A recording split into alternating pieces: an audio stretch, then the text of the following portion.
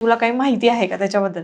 तेव्हा मला zero knowledge होते सर त्याबद्दल. बापरे. काय असते आरटीओची ऍड ते काहीच माहिती नव्हतं. ऍक्च्युली मुलींच्या कट ऑफ पेक्षा जास्त मार्क्स होते मला. 154 मार्क्स होते. मुलींचा कट ऑफ 120च लागलेला तेव्हा ओपनच्या. ऍड आल्यावर डे 1 पासून जरी प्रॉपर स्ट्रॅटेजीने अभ्यास केला तरी पण सिलेक्शन होऊ शकते. तू फक्त प्लॅनिंग कर. आता तेव्हा होते मी प्रेग्नेंट, म्हणजे नेमकंच 1-1.5 महिन्याचं बाळ पोटात होतं. मी जेव्हा ती ऍड पाहिली ना सर, म्हटलं ही एक जागा माझी आहे, याच्यातली काही पण होऊ देत, एक जागा माझी आहे. कन्सिस्टन्सी मेंटेन ज्यांनी ठेवलं ते सिलेक्ट झाले सर. 10 MCQ पासून ते 1000 MCQ पर्यंत प्रॅक्टिस केलेली आहे रोज. 1000 MCQ सोडून. यांची टेस्ट सिरीज जॉईन केली होती इग्नाइटची. तर स्टेप बाय स्टेप वाढत होते माझे मार्क्स. आधी खूप कमी मार्क्स यायचे, तेव्हा कॉन्फिडन्स लो होता माझा. पण नंतर हळूहळू आणि मी टॉपर पण आलेले आहे काय टेस्ट सिरीज मध्ये. महिलांसाठी खूप चांगली संधी आहे, म्हणजे ही पोस्ट म्हणजे सांगते. काही जण थेअरी करून MCQ करतात. मी MCQ थेअरी कव्हर केली, कारण थेअरी जेव्हा वाचतो ना आपण तेव्हा माहिती नसतं क्वेश्चन कसे येतात. एक्झॅक्टली. पण जेव्हा क्वेश्चन वाचतो तेव्हा कळतं की थेअरी कशी वाचायला पाहिजे. 1 वर्षाच्या किंवा 6 महिन्याच्या मुलीला घेऊन करू शकत असेल माझ्यासारखी ऍव्हरेज मुलगी, तर कोणी करू शकते. तुम्ही जॉब करून करू शकता, तुम्ही गृहिणी असाल तर काहीच अडचण नाहीये तुम्हाला करायला. लहान मुलगी सांभाळून अभ्यास करणं खरंच एवढं सोपं होतं?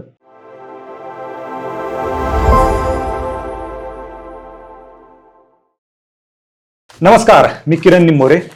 इग्नाइट अकॅडमीच्या या प्लॅटफॉर्मवरती आपल्या सर्वांचं स्वागत. खरं तर MPSCची जाहिरात आली आणि त्याच्यामध्ये असिस्टंट मोटर व्हेकल इन्स्पेक्टरची मोठी जाहिरात आलेली आहे आणि एकंदरीतच खूप टप्प्याटप्प्याने ही जाहिरात येते. त्याचा जर इतिहास पाहिला तर 2-4 वर्षाच्या गॅप नंतरच ही पदं भरली गेलेली आपण पाहिलेली आहेत. आता ही जाहिरात आली, परंतु जे काही नवीन कॅन्डिडेट असतील, जे मेकॅनिकल असतील किंवा त्याच्या इक्विव्हॅलंट जे काही डिग्री आहेत, हे जे कॅन्डिडेट आहेत यांच्या मनामध्ये काही संभ्रम असेल, काही भीती असेल किंवा उत्सुकता असेल, या सगळ्या गोष्टी आजच्या आपल्या या पॉडकास्टमध्ये दूर होणार आहेत. आज आपल्यासोबत इग्नाइट अकॅडमीच्या या प्लॅटफॉर्मवरती 2020 मध्ये जी AMVI एक्झाम झाली, त्या एक्झाममध्ये मुलींमधून प्रथम क्रमांकाने निवड झालेल्या सरला सूर्यवंशी कदम मॅडम आपल्यासोबत आहेत. मॅडम, इग्नाइट अकॅडमीच्या या प्लॅटफॉर्मवरती आपलं खूप खूप स्वागत. खरं तर वास्तव कट्ट्यावरती आपला पॉडकास्ट झालेला आहे ज्यावेळी तुमचं सिलेक्शन झालं होतं, परंतु आज परिस्थिती अशी आहे की इग्नाइट अकॅडमीच्या या प्लॅटफॉर्मवरती तुम्हाला बोलवण्याचं कारण हे की आज जर AMVI म्हटलं किंवा RTOची जी एक्झाम आहे, टेक्निकल जे एक्झाम होतात त्या exam equal to ignite academy. कारण आज जर आपण पाहिलं की AMVIचा रिझल्ट जर पाहिला तर तो इग्नाइट अकॅडमीवरून ठरतो आणि तुम्ही देखील त्याचाच एक भाग राहिलेला आहात. आणि आज विद्यार्थ्यांच्या मनामध्ये संभ्रम आहे, कारण ही परीक्षा रेग्युलर होत नाही बाकीच्या परीक्षांसारखी. खूप गॅपनी ही परीक्षा होते आणि टचमध्ये नसतात विद्यार्थी. त्याच्यामुळे यांना कुठंतरी एक दिशा मिळणं खूप गरजेचं आहे, त्यांना प्रॉपर मार्गदर्शन मिळणं गरजेचं आहे, कारण वेळ कमी आहे. सो काय असतं, सोनारानेच कान टोचावे लागतात. तसं तुम्ही मुलींमधून पहिला आला होता, तुमचा अभ्यासही तसा आहे.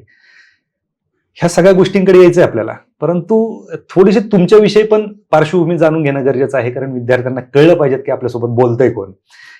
तुम्ही कशी सुरुवात केली होती? नमस्कार, मी सरला सूर्यवंशी, आता assistant motor vehicle inspector Pune RTO येथे कार्यरत आहे. मी ऍक्च्युली 16ची पासआउट आहे इंजिनिअरिंग. माझं पुण्यातच झालं AISS MSc ला. तेव्हा जेव्हा मी पासआउट झाले तेव्हा म्हणजे 90% विद्यार्थ्यांना जे कन्फ्युजन असते की आता काय करायचं पुढं, तर माझ्या पण मनात तेच कन्फ्युजन होतं की काय करायचं आता. मग मी काही ठिकाणी जॉब पण सर्च केला आणि एक जॉब पण लागलेला मला तिथे.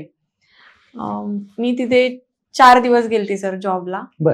आणि 5व्या दिवशी असं झालं की नाही, मी हे जॉब माझ्यासाठी नाहीये, मी हे नाही करू शकत असा जॉब.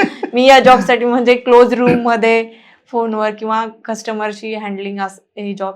तर मी 5व्या दिवशी सरळ मेसेज करून दिला की मी जॉबवर नाही येऊ शकत.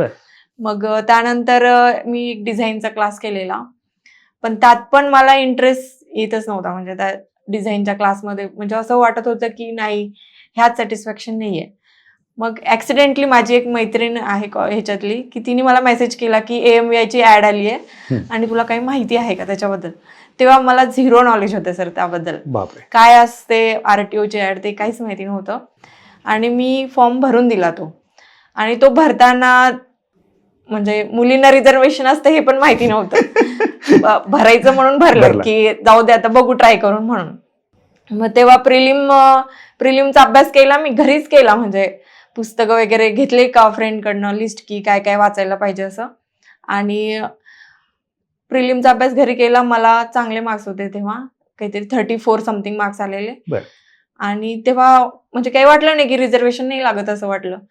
पण मेन्सला मग कमी, म्हणजे ऍक्च्युली मुलींच्या कट ऑफ पेक्षा जास्त मार्क्स होते मला. 154 मार्क्स होते, मुलींचा कट ऑफ 120च लागलेला तेव्हा ओपनच्या. पण माझं सिलेक्शन झालं नाही तेव्हा. मुलांचा कट ऑफ किती होता?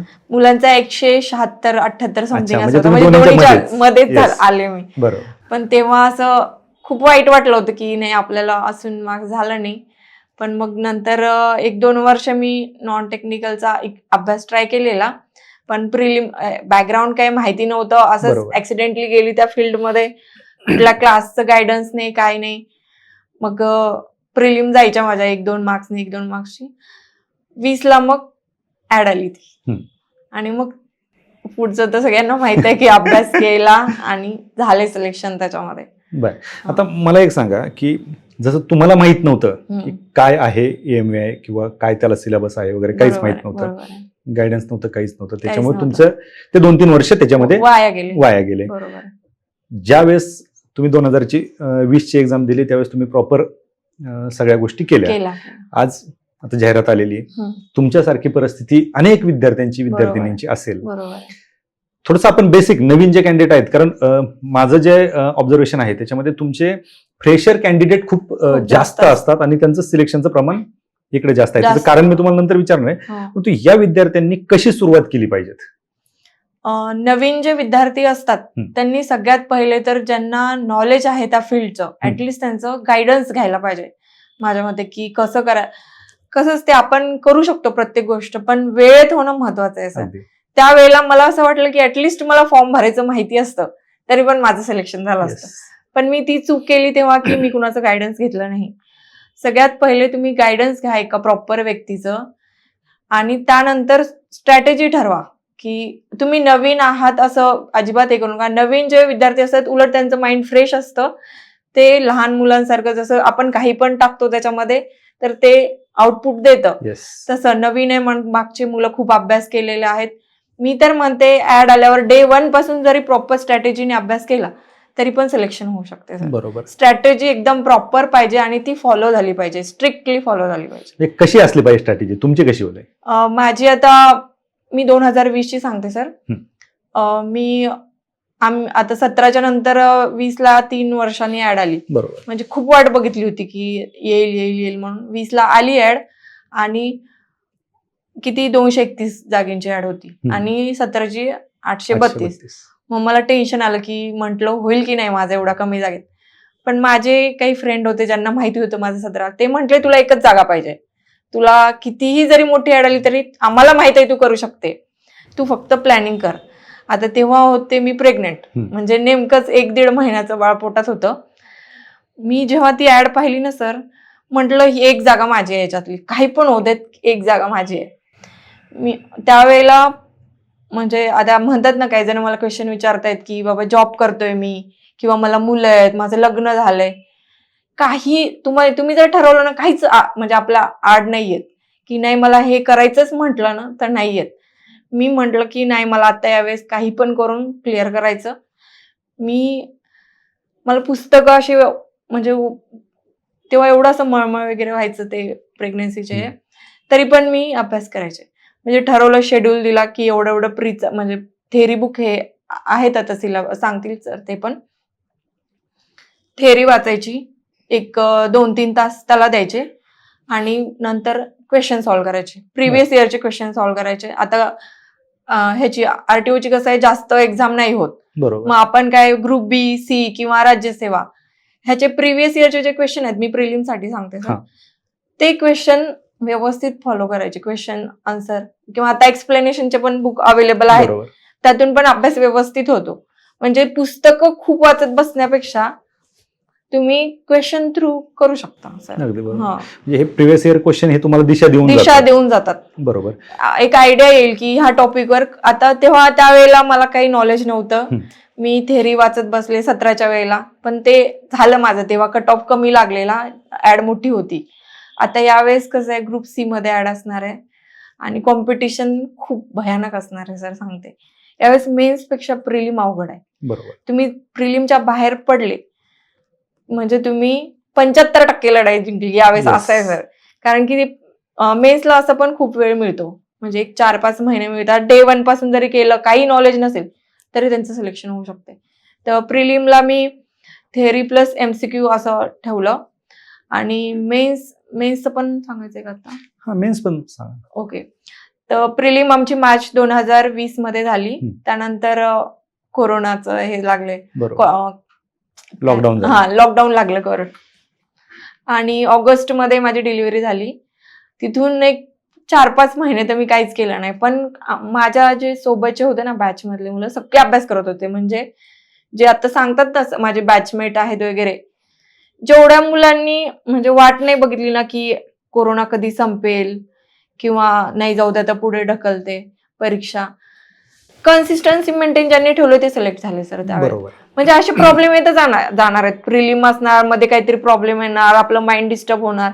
पण कन्सिस्टंटली ज्यांनी अभ्यास केलाय त्या पिरियडमध्ये, आता कोरोनाच्या याच्यामुळे आम्हाला खूप वेळ मिळाला, तेव्हा जवळपास 1 वर्ष मिळाल्यासारखं मिळालेलं. तर त्या पिरियडमध्ये ज्यांनी कन्सिस्टन्सी ठेवली त्यांचं झालं सिलेक्शन. आता मी जेव्हा ऑगस्टमध्ये माझी डिलिव्हरी झाली 2020, आणि मी पुण्यात 2021 मे मध्ये आले, तेव्हा पण माझा काही अभ्यास झालेला नव्हता. म्हणजे जस्ट कधीतरी वेळ मिळाला मुलीपासून तर मी एखादं पुस्तक वाचत होते. आणि मी टेस्ट सिरीज वगैरे ऑनलाईन जॉईन केल्या, त्या इग्नाइटच्या पण केल्या होत्या आणि दुसऱ्या क्लासेसच्या पण केलेल्या. जेवढा जिथून मिळेल टेस्ट देता येईल, काही जरी अभ्यास झाला नाही तरी थोडं करायचे मी.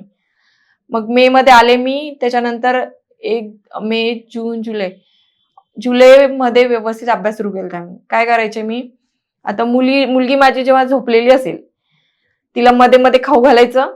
तिनं झोपलेली असेल, ती खेळत असेल, तेव्हा मी हेडफोन्स लावायचे कानाला आणि लेक्चर चालू ठेवायचे साईडला आधी. आणि किंवा मग जेवण वगैरे बनवताना समोर, पोळ्या बनवताना समोर मोबाईल ठेवायचा, लेक्चर बघायचे असं. आणि मग मी फ्री झाल्यावर मग MCQ सॉल्व्ह करायचे. मी रोज MCQ सॉल्व्ह करायचे. म्हणजे थेअरी थोडीशी बघणार, जे पॉइंट्स कळत नाहीत ते पॉइंट्स नोट डाऊन करायचे आणि ते सर्च करायचे नेटवरती. कारण की त्या कोरोनाच्या काळामध्ये काही ऑफलाईन क्लासेसचा प्रश्नच नव्हता, सगळे ऑनलाईनच बघायचो आम्ही. पण मी क्वेश्चनची प्रॅक्टिस खूप केली. मी रोज 10 MCQ पासून ते 1000 MCQ पर्यंत प्रॅक्टिस केलेली आहे रोज. 1000 MCQ सोडवून. क्या बात आहे. एवढे. हे प्रत्येक अधिकारी हेच सांगतो की MCQ हे पाहिलेच पाहिजेत किंवा प्रिव्हियस इयर क्वेश्चन पेपर जे आहेत त्यांचं अनालिसिस केलं पाहिजेत, हे पाहिले पाहिजेत. हे सगळ्या गोष्टी झाल्या. परंतु आता बरेच नवीन विद्यार्थी असतील, कारण जसं आपलं सुरुवातीला बोलणं झालं की याच्यात फ्रेशर जास्त असतात. काय नक्की सिलेबस कुठल्या प्रकारे असतो याच्यामध्ये? प्रिलिमला तर सगळ्या नॉन टेक्निकल सिलेबस आहे. आमच्या वेळेस 20 मार्काला टेक्निकल होतं, आता ते काढून टाकण्यात आलेलं आहे. म्हणजे नॉर्मल जे ग्रुप सी ची एक्झाम आहे, हिस्ट्री, जॉग्राफी, पॉलिटी, इकॉनॉमिक्स किंवा सायन्स, करंट अफेअर आणि एक 10-15 मार्काचं आपले मॅथ्सचे क्वेश्चन जे रिझनिंग वगैरे असतात, प्रिलिमला ते आहे. आणि मेन्सला आता सिलेबस चेंज केलाय. आधी जे A-B-C ग्रुपिंग होतं, A कंपल्शन होतं आणि B किंवा C मधलं निवडू शकत होतो, दोन्हीपैकी एक. म्हणजे B मध्ये मेकॅनिकलचे सब्जेक्ट असणार, C मध्ये ऑटोमोबाईल वाले. तर ते आपल्यावर होतं की कोणतं निवडायचं. पण आता त्यांनी ते B-C कॅन्सल करून A+ सेकंड जे केलं ते कंपल्शन केलंय सगळ्यांना. तर त्यामध्ये आता जे टॉपिक वाढलेत ते ऑटोमोबाईलचे, काही आधीचे जे C मधले होते ते टाकले, प्लस RTO डिपार्टमेंटमध्ये जे तिथे गेल्यावर लागणार आहेत तुम्हाला, ते ऍक्च्युली डिपार्टमेंटल एक्झामला लागणारच आहेत. आणि ते सिलेबस चेंज करून खूप चांगलं केलं. कारण आम्ही जेव्हा गेलो होतो ना तेव्हा काहीच नॉलेज नव्हतं आम्हाला डिपार्टमेंटलचं, ते सगळं आपलं MPSCचं. मग आता त्यांनी ते पण टाकले, ऍक्ट्स वगैरे टाकलेत त्याच्यामध्ये. तर ते काय एवढे अवघड नाहीयेत, म्हणजे करू शकतात सगळे. अच्छा. बरं, मग आता हा जो कालावधी आहे पूर्वपरीक्षा ते जाहिरात ते पूर्वपरीक्षा, कमी वेळ भेटतो आणि आपण म्हणतो की फ्रेशर लोक याच्यामध्ये जास्त सिलेक्ट होतात. मग कशा पद्धतीने याच्यामध्ये ह्या कमी कालावधीमध्ये यांनी अभ्यास केला पाहिजे? काय करायला पाहिजे सर, आधीचे जे क्वेश्चन आहेत, मी तर तेच म्हणते की सिलेबस प्रीचा एवढा म्हणजे दिलेला नसतो ना डिटेलमध्ये. एक सब्जेक्ट आणि थोडं महाराष्ट्रासह असं दिलेलं असतं. तर मग तुम्ही क्वेश्चनच करायला पाहिजे. क्वेश्चन थ्रू कळून जाईल की आपल्याला काय काय वाचायचंय. प्रत्येक आता जे 20,000 22,000 MCQचे जे बुक्स असतात ना मार्केटमध्ये, त्यात प्रत्येक पॉइंट वरती डिटेलमध्ये क्वेश्चन आहेत आलेले. बरोबर. तर ते क्वेश्चन बघायचे आणि मग बुक रेफर करायचं. आता एवढंच आहे की तुम्हाला आता आमच्या वेळेस जास्त वेळ नव्हता सर. जानेवारीमध्ये एक्झाम आली, ऍड आली आणि मार्चमध्ये लगेच एक्झाम झालेली. म्हणजे 1 ते 1.5 महिन्याचाच वेळ होता. बरोबर. तेवढ्यातच प्रिलिम काढायची होती आम्हाला. पण ते टेक्निकल होतं त्याच्यामुळे ते होऊन गेलं आमचं. अच्छा. तर आता पण प्रीला जास्त मोस्टली वेळ मिळत नाही. आता जरी ऍड आली तरी 2 महिने वगैरेच मिळू शकतो. तर ते क्वेश्चन थ्रू जायला पाहिजे असं. बरोबर. मला एक सांगा की आता आपण बोलताना तुम्ही सांगितलं की योग्य मार्गदर्शक पाहिजेत किंवा दिशा मिळणं गरजेचं आहे. क्लास लावला पाहिजेत का? ऍक्च्युली ज्यांना स्वतःवर कॉन्फिडन्स आहे की नाही मी करू शकते, तर क्लास असं क्लास का लावायचा असतो माहितीये का? ज्यांना जे नवीनच आहे, आपल्याला गायडन्स पाहिजे आहे प्रॉपर. म्हणजे दिशा मिळाली पाहिजे. सिलेबस खूप आहे, मग त्यात कुठे कुठे कन्स्ट्रेंट केलं पाहिजे, काय नाही वाचायला पाहिजे हे कळायला पाहिजे आपल्याला. बरोबर. जर ज्यांना कॉन्फिडन्स आहे ना की नाही मी सिलेबस आणि MCQ हे करू शकते, तर त्यांनी नाही लावला तरी चालते. पण ही विषय कसा आहे की ऍड लवकर येत नाही सर. 5-6 वर्ष घेते. म्हणजे आपण ट्रायल अँड एरर मेथडनी जर ज्यांना जायचंय ते म्हणजे नाही लावलं तरी चालते असं माझं म्हणणं. पण जर कमी वेळात जर यश मिळवायचं असेल, तुमच्या बोलण्यावरून ते हेच येते की जाहिरात तुमची कंटिन्युअसली नाहीये. आणि जर अचानक जाहिरात आली तर तुम्हाला कोणीतरी असं पाहिजे की ज्याने तुम्हाला प्रॉपर गाईड करायला पाहिजे की हे सिलेबस आहे, याच्यावर एवढे क्वेश्चन येणार. टाइम खूप इम्पॉर्टंट आहे याच्यामध्ये, कारण कॉम्पिटिशन एवढं अर्धा मार्कनी पण पोस्ट जाऊ शकते. अगदी बरोबर. असा विषय. बरोबर. इग्नाइट अकॅडमीचा आणि RTOच्या एक्झामचं रिलेशन कसं आहे? सर इग्नाइट अकॅडमी मी 17 मध्ये पहिल्यांदा ऐकलं होतं त्यांचं नाव. तर त्यातले बरेच जण आहेत. 17च्या बॅच मध्ये पण खूप सिलेक्शन झालेलं आहे. 20 मध्ये पण खूप जणांचं सिलेक्शन झालेलं आहे. 20 मध्ये मी योगेश माने सरांचे लेक्चर बघायचे युट्यूब वरती. तर सरांना एवढं नॉलेज आहे म्हणजे त्यातलं लास्टच्या म्हणजे दुसऱ्या दिवशी एक्झाम होती ना, आदल्या दिवशी त्यांचा मॅरेथॉन होता. तर तो मॅरेथॉन मी पूर्ण बघितला होता सर. क्या बात आहे. म्हणजे त्यातले क्वेश्चन पण आलेले, पण सरांचं कन्सेप्च्युअल क्लॅरिटी म्हणजे जे समजून सांगतात खूप चांगली आहे ती. म्हणजे परीक्षेच्या आदल्या दिवसापर्यंत मी पाहिलं सर, सरांचं लेक्चर पाहिलेलं मी रात्री. ह्या ज्या गोष्टी आहेत की हे दिशा मिळणं खूप गरजेचं आहे. तुम्ही जसं सांगितलं की क्लास लावायचा की नाही लावायचा ही वेगळी गोष्ट आहे, पर्सनल तुमचं डिसिजन आहे. परंतु जर कमी वेळात जर तुम्हाला जर दिशा, आणि फक्त क्लासच नाही, म्हणजे तुम्ही एखादा चांगाला गाईड जरी भेटला, तुम्ही जर असं म्हणले की माने सर किंवा धनंजय कचाले सर, तुम्ही त्यांना विचारू, एक मेंटर म्हणून सुद्धा पाहू शकता. किंवा तुम्ही सरांना कधी पण कॉल केला ना सर कॉल उचलतात. आणि काही जरी डाऊट असेल ना, आता त्या पिरियड मध्ये म्हणजे क्वेश्चन, आता टेस्ट सिरीज मध्ये इतके मार्क्स यायचे, मी टेस्ट द्यायचे ना, मी सगळ्या क्लासेसच्या टेस्ट मागून घेतल्या होत्या घरी ऑफलाईन. तर आता आपण सांगू सर मला इतके मार्क्स येत आहेत, मग कसं, तर सर व्यवस्थित सांगणार तुम्हाला की अभ्यास बरोबर आहे, इतका आहे, असं व्यवस्थित सांगणार सर. आणि मला जेव्हा मार्क्स पण आले होते ना, माझ्या मिस्टरांनी पण सरांना कॉल केलेला की एवढे मार्क्स आहेत माझ्या वाईफला. सरांनी तेव्हा शुअरिटी दिली, नाही 100% सिलेक्शन आहे म्हटले. क्या बात आहे. नाही अर्थातच, म्हणजे काय शेवटी गायडन्स मिळणं महत्वाचं आहे. तो क्लास लावा किंवा तुम्ही जसं सांगितलं, तुम्ही धनंजय कचाले सरांना फोन करून विचारत होतात, तर तीही एक दिशा देण्याचं खूप मोठं. त्यावेळेला ना खूपच म्हणजे आपण व्हल्नरेबल असतो गोष्टींना की काय करू, कुठून काय करू. पण त्यावेळेला तो प्रॉपर गाईड असेल ना आपल्याकडे, तर आपलं माइंड डिस्ट्रॅक्ट नाही होत अभ्यासातून. आणि आपली दिशा कशी चालली आहे, आपण योग्य दिशेने जातोय का, ह्याने कॉन्फिडन्स वाढतो. बरोबर. माझे जे मार्क्स होते ना, आता मी यांची टेस्ट सिरीज जॉईन केली होती इग्नाइटची, तर स्टेप बाय स्टेप वाढत होते माझे मार्क्स. आधी खूप कमी मार्क्स यायचे, तेव्हा कॉन्फिडन्स लो होता माझा. पण नंतर हळूहळू आणि मी टॉपर पण आलेले काय टेस्ट सिरीज मध्ये. तर त्याच्याने माझा कॉन्फिडन्स वाढला. आणि जेवढे मला टेस्ट सिरीजला मार्क्स होते ना, त्याच रेंज मध्ये आलेत आता एक्झामला पण. क्या बात आहे. मी बऱ्याच जणांकडून ऐकलंय की इग्नाइटच्या टेस्ट सिरीजला जेवढे मार्क येतात तेवढेच रेंज मध्ये आलेत सर मला. क्या बात आहे. टेस्ट सिरीजचा पण फायदा होतो. नक्कीच मॅडम. अर्थातच योग्य दिशा आणि योग्य मार्गदर्शन जर मिळालं तर ह्या गोष्टी होतात. एक महिला म्हणून ह्या पदाकडे तुम्ही कसं पाहता? ऍक्च्युली महिलांसाठी खूप चांगली संधी आहे, म्हणजे ही पोस्ट म्हणजे सांगते. एक तर मेकॅनिकल ऑटोमोबाईलला कमी मुली असतात, असं म्हणत नाही मी की कॉम्पिटिशन नाहीये, पण अदर जे पोस्ट आहेत नॉन टेक्निकल त्याच्यापेक्षा चान्सेस खूप चांगले आहेत.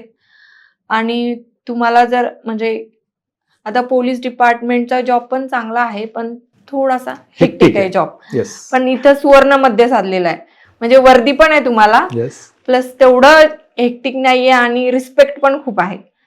तर ही मुलींसाठी ही जॉब प्रोफाईल चांगली आहे, म्हणजे तुम्ही मेंटली फिजिकली स्ट्रॉंग पाहिजे. पण येस ते तर ते अर्थातच. क्रायटेरिया आहे सर. Yes. कारण लायसन्स वगैरे आता आम्ही 300 लोकांचे लायसन्स काढतो, तर तेवढी पब्लिक हँडलिंग कॅपॅसिटी पाहिजे आणि बोलण्याची म्हणजे कम्युनिकेशन चांगलं पाहिजे, तर मुलींना चांगली संधी असं वाटतं. बरोबर. नक्की जॉब प्रोफाईल काय असतं तुमचं? आमचं जॉब प्रोफाईल आता पुण्यामध्ये कसं आहे, 5-6 ठिकाणी आमची कामं चालतात सर. फिटनेस करतो आपण गाड्यांचं, जे इथं दिवे घाट म्हणून आहे, तिथं ट्रान्सपोर्ट गाड्यांचं फिटनेस चालतं. इथं IDTR म्हणून आहे नाशिक फाट्याच्या तिथं, लायसन्स देतो आपण 2 व्हीलर 4 व्हीलरचा. तिथे ट्रॅक आहे प्रॉपर बनवलेला विथ सेन्सर. आणि आळंदी रोडला 2 व्हीलरच्या टेस्ट प्लस गाड्यांचे नॉन ट्रान्सपोर्ट गाड्यांचे RRC होतात. ऑफिसमध्ये लर्निंग होतं आपल्या, लर्निंग वगैरे. आणि रडार एक नवीन टेक्नॉलॉजी आली आहे, ज्यात आमचे इंटरसेप्टर आहेत, त्यावरती रडार कॅमेरा लावलेले आहेत, तर ते फोटो कॅच करतात. ओके. हा, तुम्ही हेल्मेट वगैरे नाही घातले, सीट बेल्ट, तर ते एक आहे. प्लस फ्लाइंगच्या गाड्या असतात, जे ओव्हरलोड किंवा ज्यांचे डॉक्युमेंट्स वगैरे संपले, तर ते गाड्या, ते एक आहे सर का. वाद होतात कधी? होतात वाद, म्हणजे कसं पब्लिक RTO कडे असं आम्ही का करतो म्हणजे सांगते तुम्हाला. तर हेल्मेट घालण्यासाठी आम्ही चलन देतो हेल्मेट नाही घातलेल्या लोकांना. बरोबर. तर त्याच्या मागे रिझन असं आहे की जे ऍक्सिडेंट होतात आणि डेथ होतात ना, ते 2 व्हीलर वाल्यांचे जास्त होतात सर. तर मग आम्ही गव्हर्नमेंटला जे चलन मिळतं ते खूप नगण्य आहे तुम्हाला सांगते. पण तुम्ही स्वतःचं रक्षण करायला, म्हणजे हेल्मेट घाल. आता आपण सांगा, मोबाईल घेतो तेव्हा कव्हर लावतो मोबाईलला, आधी टाकतो पडल्यावर फुटू नये, पण आपण डोक्याला हे करतो का हेल्मेट? डोकं आपलं एकदा गेलं तर देणार आहे का कोण रिप्लेस करून? नाही. मग RTO आम्ही म्हणजे लोकांना असं नजरेत बसलं की नाही बाबा हे पकडतात किंवा चलन हे करतात, पण त्यांच्या सेफ्टीसाठी. आता आधी तरी एवढं नव्हतं, पण आता रोड सेफ्टी जो विषय आहे तो खूप एक्सपांड केला आमच्या डिपार्टमेंटने, आणि तो लोकांच्या म्हणजे ऍक्सिडेंट कमी करण्यासाठीच करतोय. नक्की. म्हणजे तुम्ही जे सांगितलं ना हेल्मेटचं, लोक हेल्मेट का घालतात माहितीये का? फाईन साठी, सेफ्टीसाठी कोणी हेल्मेट घालत. मी त्या दिवशी तुम्हाला सांगते, जात होते इथं हायवेला, एक ऍक्सिडेंट झाला माझ्या डोळ्यासमोर. त्या मुलांनी हेल्मेट घातलेलं होतं, नाहीतर तो वाचलाच नसता सर. बापरे, एवढा मोठा ऍक्सिडेंट झाला. म्हणजे तुम्ही, माझं म्हणणं आहे, घरातून बाहेर पडल्यावर हेल्मेट घालायलाच पाहिजे आणि 4 व्हीलरला सीट बेल्ट लावायला पाहिजे. सीट बेल्ट नाही लावला तर, आणि इन केस ऍक्सिडेंट झाला तर वाचण्याचे चान्सेस खूप कमी असणार आहेत. बरोबर. आपण एवढा हाय एंड गाड्या कशासाठी घेतो? आपल्या सेफ्टीसाठी घेतो. बरोबर. पण आपण वापरतो का ते? सीट बेल्ट मागून लावतात लोक, का तर आवाज येऊ नये म्हणून. बरोबर. पण ते त्यांच्या सेफ्टीसाठी असतं, तर ते त्यांनी पाळायला पाहिजे. बरोबर. पण याच्याकडे कोणी लक्ष देतच नाही. आणि हा जॉब प्रोफाईल कसा आहे की तुम्ही लोकांना, म्हणजे ज्यांना समाजसेवा करायची आवड असते ना, जे म्हणतात की नाही मी गव्हर्नमेंट मध्ये येऊन समाजसेवा करू शकतो, तर तुम्ही लोकांना म्हणजे त्यांचं मार्गदर्शन करून त्यांना ऍक्सिडेंट पासून तुम्ही 4 लोकांना जरी वाचवलं ना, तरी खूप झालं. क्या बात आहे. असा विचार करणारे खूप कमी अधिकारी भेटतात. नक्कीच मॅडम, ह्या सगळ्या गोष्टी होत असताना आपण जर आता पाहिलं की पूर्वपरीक्षा आणि मुख्य परीक्षा, कालावधी असतो, एक 4-5 महिन्याचा कालावधी बरोबर आहे असतो. आणि याच्यामध्ये आपण पाहतो की सगळे नवीन कॅन्डिडेट असतात, याच्या आधी काही जास्त परीक्षा दिलेल्या नसतात, जशी MPSCची राज्यसेवेची ग्रुप B ची एक्झाम देतात तसे. हे पूर्व परीक्षा ते मुख्य परीक्षा हा जो काही 4-5 महिन्याचा कालावधी असतो, याच्यामध्ये कशा पद्धतीने त्यांनी तयारी केली पाहिजे? पूर्व परीक्षा ते मुख्य परीक्षा जनरली एक 4 ते 5 महिन्याचा वेळ असतो, आणि तो सफिशियंट आहे. ज्यांना अजिबात नॉलेज नसेल ना, मी पण एक ऍव्हरेज स्टुडंट होते सर कॉलेजमध्ये, माझं इथेच पुण्यातच इंजिनिअरिंग झालंय, आमच्या ऑफिसच्या शेजारीच झालंय. तर तेव्हा मला काहीच नॉलेज नव्हतं एवढं, म्हणजे जेवढं मुलांना वाटतं की नाही मला एवढा अभ्यास नाहीये. पण तुम्ही डे 1 पासून सुरुवात करून प्रॉपर स्ट्रॅटेजी फॉलो केली तर 5 महिने मोर दॅन सफिशियंट आहेत. म्हणजे त्या पिरियडमध्ये तुम्ही एक स्ट्रॅटेजी बनवली की नाही एवढं थेअरीला एवढा एवढा वेळ द्यायचा, किंवा नोट्स असतात. नोट्स, माझं म्हणणं आहे नोट्स स्वतः बनवायच्या आपण, कारण की आपल्याला त्यावेळेला माहिती असतं की आपण काय येतं आपल्याला काय नाही येत. आपण जेव्हा दुसऱ्यांच्या नोट्स फॉलो करतो ना सर, तेव्हा त्या व्यक्तीच्या दृष्टीने त्याने ते नोट्स बनवलेले असतात. एक्झॅक्टली.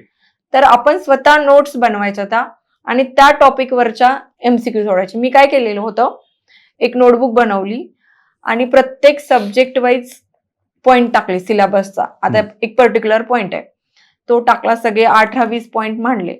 तर मी काय करायचे, त्या पॉइंटवरचं थेअरी वाचणार किंवा नोट्स मधनं वाचणार, त्याचे एमसीक्यू सोडवणार, पहिल्या वेळा टिक करणार. ते असे मी 4 वेळा केलं होतं. म्हणजे सिलेबस मधल्या प्रत्येक पॉइंटचा 4 वेळा थेअरी वाचून एमसीक्यू सोडवले. जास्ती मॅक्सिमम एमसीक्यू वर माझं, मी रिव्हर्स इंजिनिअरिंग अप्लाय केलेली. म्हणजे काही जण थेअरी करून एमसीक्यू करतात, मी एमसीक्यू थेअरी कव्हर केली.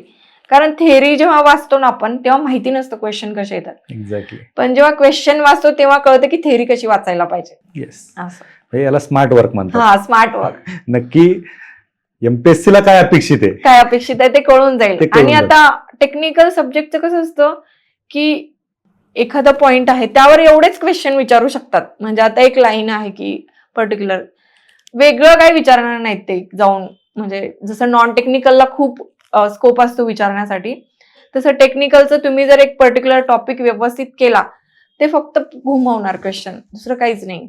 त्यामुळे आपल्याला एवढा कॉन्फिडन्स आला पाहिजे की नाही, ह्याच्यावर कसा जरी क्वेश्चन विचारला तरी मी क्लिअर करू शकते. बरोबर. मॅडम, ह्या गोष्टी आहेत अभ्यासाच्या, विद्यार्थी आता करतीलही, मार्गदर्शक त्यांना गाईड करतील. परंतु आजही आपण पाहतो की ज्यावेळेस एमपीएससीचा बाकी कुठल्या पदांसाठी परीक्षा फॉर्म भरले जातात, 3 लाख 4 लाख 5 लाख फॉर्म असतात. बरोबर आहे. कम्पॅरेटिव्हली एएमए साठी आजपर्यंत जर इतिहास पाहिला तर मेरिट पण कमी लागतं आणि फॉर्मची संख्या पण कमी असते. बरेच विद्यार्थी, मग याच्यामध्ये नक्की परीक्षा कोण कोण देऊ शकतं आणि गृहिणींनी याच्यामध्ये कशा पद्धतीने सहभागी झालं पाहिजे? ज्यांचा ऑटोमोबाईल, मेकॅनिकल किंवा जे अलाइड ब्रांचेस दिलेले आहेत एमपीएससीनी, ते झालेलं आहे, डिप्लोमा किंवा डिग्री, ते एक्झाम देऊ शकतात. ओके. आणि कॉम्पिटिशनचं म्हणताय तर बाकीच्या अदर एक्झाम पेक्षा थोडं कमी असते, कारण की त्यांनी रिस्ट्रिक्टेड लोकांनाच अलाव केलंय. आता आमच्या वेळी तरी पण जवळपास 1 लाख लोकांनी फॉर्म भरले होते. 231 ची ऍड आली होती तेव्हा. तर आणि गृहिणीचं म्हणत असाल तर तुमचं लग्न झाल्यावर तुमचं काहीच चेंज होत नाही, पण मुलं झाल्यावर चेंज होते. म्हणजे पूर्ण शेड्यूल चेंज होते. तर माझं म्हणणं आहे, जर मी 1 वर्षाच्या किंवा 6 महिन्याच्या मुलीला घेऊन करू शकत असेल, माझ्यासारखी ऍव्हरेज मुलगी, तर कोणी करू शकते. तुम्ही जॉब करून करू शकता, तुम्ही गृहिणी असाल तर काहीच अडचण नाहीये तुम्हाला करायला. एक गोष्ट लक्षात ठेवायची, आपल्याला एखादी गोष्ट पाहिजे असेल, एक्सक्युजेस तुम्ही कितीही देऊ शकता, तुम्हाला त्याला लिमिट नाही एक्सक्युजेस द्यायला. पण त्यातून जर तुम्हाला ती गोष्ट हवीच असेल तर त्याला सगळं बाजूला सारून, नाही मला हे करायचंच आहे. आता बघा, मी आता राज्यसेवेचा प्रयत्न करतेय, 2-3 वर्ष झाले, पण आता एक पोस्ट आहे हातामध्ये, माहिती आहे आपल्याला, तर एवढं आपण थोडं दुर्लक्ष, मी स्वतःला सांगते की नाही मला वेळ मिळत नाही जॉबमधनं, पण मला माहिती आहे मी प्रॉपर जर केलं म्हणजे प्लॅनिंग, टायमिंग वगैरेचा, तर करू शकते. आता मी आधीची जशी होते ते आता चेंज झाली. तर तुम्ही ठरवायचंय की माणूस म्हणतो ना, गळ्यापर्यंत आलं की माणूस पोहायचं ट्राय करतो, तसं आपली प्रायोरिटी ठरवायची की तुम्ही एक्सक्युजेस देऊन कुणाला फसवताय, स्वतःला. तुम्ही जगाला काही फरक नाही पडत की तुम्ही नाही झाले तर, नाही माझं ह्याच्यामुळे नाही झालं त्याच्यामुळे, तुमची डेस्टिनी तुमच्याच हातात आहे की. बरोबर.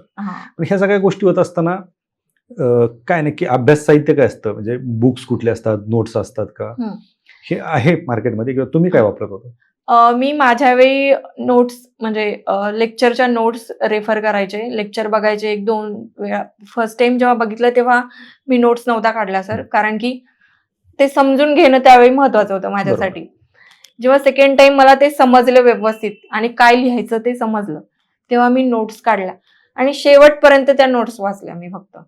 कारण की थेअरी, आता बुक्स खूप अवेलेबल आहेत मार्केटमध्ये मेकॅनिकल. आता तुम्ही एक साधा RAC, refrigeration and air conditioning जर सब्जेक्ट घेतला त्यासाठी खूप मोठे मोठे बुक्स अवेलेबल आहेत, पण तेवढा वेळ नसतो आपल्याकडे. आपल्याला त्यात पीएचडी करायची नाहीये, बरोबर. आपल्याला एक्झाम क्लिअर करायची. त्या मोमेंटला तेवढं लक्षात ठेवायचं. आपण बुक वाचत बसलो ना तर कळत नाही की काय वाचायचंय नेमकं. ते खोलवर जातं आणि आपल्याला त्यावेळेला वाटतं की नाही याच्यावर क्वेश्चन आला तर, नाही त्याच्यावर क्वेश्चन आला तर. म्हणून मग ते जे मी लेक्चर मधनं काढलेले होते क्लासचे, तर त्यात कळतं आपल्याला नेमकं काय वाचायला पाहिजे. कारण की कॉम्पिटिशन एवढं आता आहेच, तुम्हाला माहिती आहे. आपण वेळ घालवून अफोर्ड नाही करू शकत. येस, बरोबर. पण हे सगळं झालं, अभ्यास करतात विद्यार्थी, सगळ्या गोष्टी करतात, जनरल एमपीएससी असेल किंवा बाकी पदांसाठी पण. ज्यावेळेस परीक्षेला बसतो आपण पेपर लिहायला, तेव्हाच गडबड करून येतात. आणि मला वाटतं तुमच्या वेळेस म्हणजे MA ची जी काही एक्झाम होती, 100 किती प्रश्नांची 150 क्वेश्चन असतात आणि 300 मार्क्स असतात. 300 मार्क. आणि वेळ किती असतो? वेळ 1.5 तासाचा असतो. 1.5 तासाचा. मग ह्या 1.5 तासामध्ये 150 प्रश्न सोडवणं सोपं नाही ना सर? मग त्यासाठी ना प्रॅक्टिस, म्हणजे मी काय केलेलं, जेवढे काही क्लासेस आहेत ना सगळ्यांचे क्वेश्चन पेपर मागून घेतले होते. प्रत्येक क्वेश्चन पेपर मी म्हणजे 300 मार्काचा टाइम लावून घरी सोडवला होता. मी जेव्हा एक्झामला गेले तेव्हा असं फील नाही झालं, म्हणजे थोडंसं राहतं प्रेशर, पण एवढं फ्री माइंड. आणि माझं मार्क व्यवस्थित चांगले यायचे ना तेव्हा, जवळपास 240 230 अशी रेंजमध्ये मार्क होते टेस्ट सिरीजला. मी एक्झामला जाताना मला असं फक्त तिथे एक टेस्ट सिरीज द्यायला चालली आहे, थोडंसं प्रेशर होतं की मी टेस्ट सिरीज देताना मला असं फील नाही, म्हणजे एक्झाम देताना फील नाही झालं की मी एक्झामला बसले, कन्फ्युजन आहे. का तर मी आधी प्रॅक्टिस खूप केली होती. म्हणजे जवळपास मी स्वतः 30 ते 35 हजार क्वेश्चन सॉल्व्ह केले होते MCQ. म्हणजे काही रिपीट पण झाले असतील त्यामध्ये. आणि टेस्ट सिरीज ऑनलाईन इग्नाइटची होती ना ती 10,000 क्वेश्चनची, त्यातले मी क्वेश्चन ते सोडवत गेले टॉपिक वाईज. आणि मेन म्हणजे काय करायचं, जे क्वेश्चन चुकतात ना, जे बरोबर आले ते सोडून द्या, चुकतात त्यावर फोकस करायचं की का, त्यातून ती थेअरी गेन करता आली पाहिजे. म्हणजे ज्या गोष्टी आपल्याला माहिती नाही त्यात चुकतात, मग ती थेअरी गेन तिथून होते आपलं. अगदी बरोबर. म्हणजे याचा अर्थ तुमच्या बोलण्यातून आतापर्यंत जे ऐकलं की तुम्ही सांगितलं की तुम्ही इग्नाइटची टेस्ट सिरीज दिली आणि तुम्ही प्रिव्हियस इयर क्वेश्चन पेपरवरती जास्त भर दिला आणि तुम्ही सांगितलं 35,000 क्वेश्चन. म्हणजे तुमच्या यशाचं गमक हे क्वेश्चन. मी ते सांगते, रिव्हर्स इंजिनिअरिंग मी अप्लाय केलेलं. माझ्याकडे म्हणजे मुलगी असल्यामुळे मी असं बुक घेऊन वाचणं मला शक्यच नव्हतं. बरोबर. ती लहान होती, फिरायची इकडे तिकडे असं रांगत राहणार, त्यामुळे मी बुक घेऊन कॉन्स्टंट बसणं शक्य नव्हतं. म्हणून मी मोबाईलमध्ये ऑनलाईन सॉल्व्ह करायचे क्वेश्चन, तिला सांभाळून. पण खरंच एवढं सोपं आहे एक मुलगी असताना? तुम्ही तर तुमच्या पोटामध्ये मुलगी असताना पण अभ्यास करत होतात, आणि ते तरी एक वेळेस आपण समजू शकतो, पण लहान मुलगी सांभाळून अभ्यास करणं खरंच एवढं सोपं होतं? नाही सर, ऑब्व्हियसली सोपं तर नव्हतंच. पण माझ्या मिस्टरांनी पण म्हणजे सपोर्ट, साथ दिलेला, तेव्हा खूप साथ दिली त्यांनी पण सांभाळायचे तिला मी जेव्हा अभ्यास करत असेल. पण मी जे टार्गेट ठरवलं होतं ना की नाही, आज मला एवढी थेअरी करायची आणि एवढे MCQ सोडायचे, त्याशिवाय झोपायचं नाही, काही होऊ द्या. तर आता मी सॉर्टिंग केलेलं की या महिन्यात एवढा अभ्यास करायचा, या वीकमध्ये एवढा अभ्यास करायचा, या दिवशी एवढा अभ्यास झालाच पाहिजे. नाही तर ते कसं होतं, आपण जर स्किप करत गेलो, मी कुठंच काहीच कुणाच्या घरी नाही जायचे, काही नाही, तर आपण जे ते फॉलो करत गेलो ना तर बर्डन कमी होतं, अभ्यास व्यवस्थित होतो. आता मी ठरवलं होतं की नाही, मला माहित होतं आता ही प्रिलिम मी पास म्हणजे होणार होते, माहिती होतं, स्कोर चांगला होता प्रिलिमला. म्हटलं एक टप्पा आता आपण पार केलाय, आपल्याला फक्त एक टप्पा पार करायचा. आता जर हे झालं नाही तर परत हिला घेऊन परत सुरुवातीपासून सुरू करणं अवघड आहे. त्या भीतीपोटी, म्हणजे माझ्या सोबतचे खूप अभ्यास करत असणार आहेत, ते माझी पोस्ट घेऊ शकतात, या मी कुणाच्याच कॉन्टॅक्टमध्ये नव्हते तेव्हा. म्हणजे त्या पिरियडमध्ये मी इथे पुण्यात आले तेव्हा मला असं वाटायचं कुणाचं तरी गायडन्स भेटावं, कुणाला तरी विचारून. मी अशी म्हणायची की मला सांगा प्लीज. म्हणजे ग्रुप होते टेलिग्रामला की मी काय करू. पण त्यावेळेला कोणी आपल्याला एवढं सपोर्ट करत नाही, आपल्याकडे तेव्हा काहीच नसल्यामुळे. तर मग मी त्या भीतीपोटी माझा खूप अभ्यास केला, असं झालंय ते भीतीने की दुसरे कोणीतरी पोस्ट घेऊन जातील, त्यांच्याकडे वेळ जास्त आहे माझ्यापेक्षा. बरोबर. म्हणजे डिपेंडंट असल्यावरती माणूस पर्याय शोधतं. तुमच्याकडे पर्यायच नव्हता, तुमच्याकडे एकच पर्याय होता, अभ्यास करणे. काही पण करून ते एक्सक्युजेस द्यायला कुणाला देणार होते मी, असं आहे ना. बरोबर.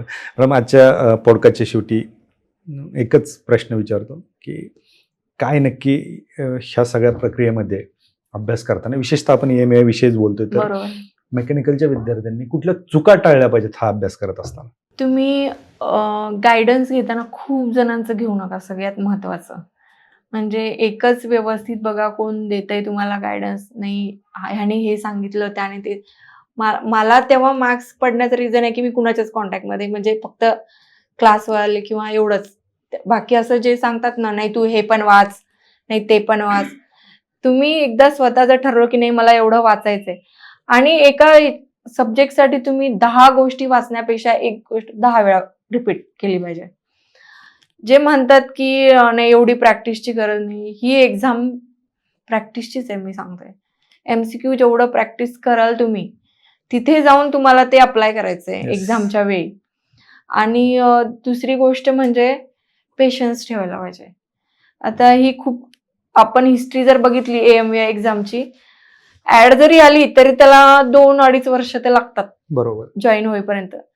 तर मध्ये पण काही जर अडचण आली प्री आणि मेन्स मध्ये, तर त्यावेळेला पण अभ्यासाची कन्सिस्टन्सी ठेवायची आणि पेशन्स ठेवायचे. सगळ्यात महत्वाचं, तुम्ही जर डिस्ट्रॅक्ट झाले अभ्यासापासून तर मग सिलेक्शन नाही होणार तुमचं. बरोबर. मग ते पालत्या गड्यावर पाणी. बरोबर आहे. नक्कीच. खरं तर मॅडम ह्या सगळ्या गोष्टींमुळेच तुम्ही पहिले आलात. हो आणि अर्थातच कधी कधी अज्ञानात पण सुख असतं आपण जे म्हणतो, हो ते कधी कधी अज्ञान पण महत्वाचं असतं आणि ते कामी येतं. बरोबर आहे. त्याच्यामुळे तुम्ही अभ्यास करत गेलात, तुम्हाला योग्य मार्गदर्शक भेटत मिळाले, गेले हो. आणि शेवटी तुम्हाला यश मिळालं. आज तुम्हाला बोलवण्याचा उद्देशच हा होता की आज जाहिरात आलेली आहे आणि विद्यार्थी कन्फ्यूज असतात. हो जशी ना. तुमची परिस्थिती होती तशीच बऱ्याच विद्यार्थ्यांची ही परिस्थिती असेल. हो. आणि आजचा हा पॉडकास्ट ऐकल्याच्या नंतर त्यांना एक चांगला प्लॅटफॉर्म, एक चांगला ट्रॅक त्यांना मिळू शकतो. हो सर. खरं तर तुम्ही इग्नाइटच्या या प्लॅटफॉर्मवरती आलात. खरं तर पहिल्यापासून तुमचं नातं आहेच. तुम्ही आलात आणि खरं तर तुमचा प्रवासासोबत विद्यार्थ्यांना बहुमूल्य मार्गदर्शन केलं, त्याबद्दल आपलं खूप खूप आभार. Thank you sir. Thank you. Thank you so much.